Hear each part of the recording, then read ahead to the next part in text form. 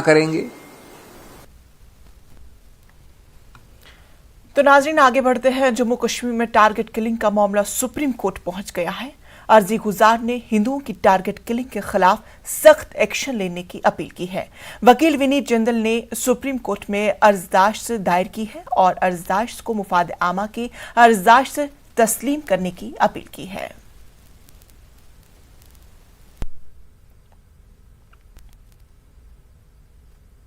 वादी कश्मीर में गोपालपुरा कुलगाम में कायम गवर्नमेंट हाई स्कूल में तैनात रजनी बाला नामी हिंदू टीचर को मिलिटेंटों ने कल हलाक कर दिया था।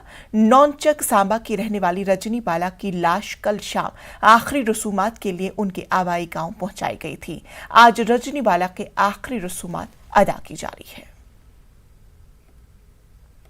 कुलगाम में रजनी बाला के मिलिटेंटों के जरिए टारगेट किलिंग के बाद मुख्तलिफ मकामात पर एहतिजाज का सिलसिला खनूस जारी है। सांबा में भी लोगों ने एहतिजाज किया।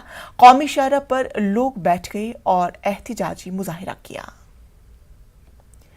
कुलगाम में रजनी बाला के कत्ल को लेकर लोगों में नाराजगी देखी जा रही है। जम्मू में लोगों ने बीजेपी के खिलाफ एहतिजाज करते हुए अपनी नाराजगी का इजहार किया। नाराज लोगों ने जम्मू कश्मीर बीजेपी सदर रविंदर रैना के सामने एहतिजाज दर्ज कराया। इस मौके पर रविंदर रैना ने एहतिजाजी लोगों को सिक्योरिटी फराहम करने और कसूरवारों के खिलाफ सख्त कार्रवाई की यकीन दहानी कराई।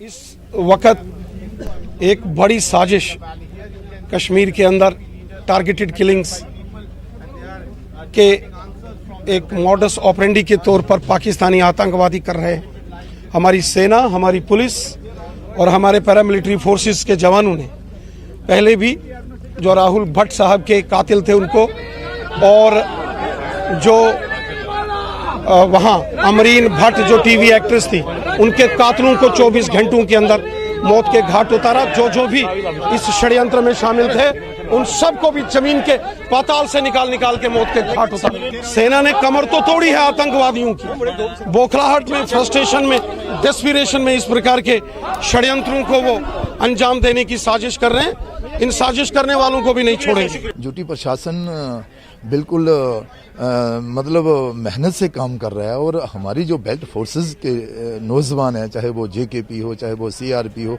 चाहे वो आर्मी हो, वो मिल के ऑपरेशन भी कर रहे हैं। जो लोग घटनाओं को अंजाम दे रहे हैं उनको भी मौत के घाट उतारा जा रहा है। रजनी बाला कत्ल मामले में आम आदमी पार्टी ने